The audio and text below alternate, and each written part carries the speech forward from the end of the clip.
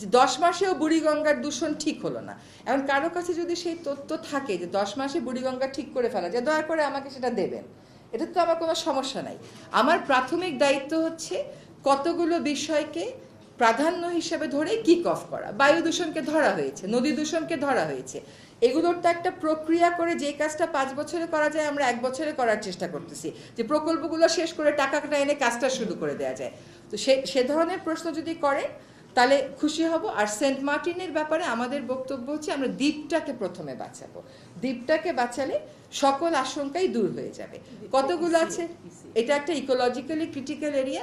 এবং আরেকটা কথা হচ্ছে যে অবশ্যই যখন আপনি একটা অর্থনৈতিক স্বার্থে আঘাত করবেন তখন অনেক ধরনের বক্তব্য হবে, সেটাই জনমনের প্রশ্ন, এই ধরনের জেনারেলাইজ কথা বলার সুযোগ কম।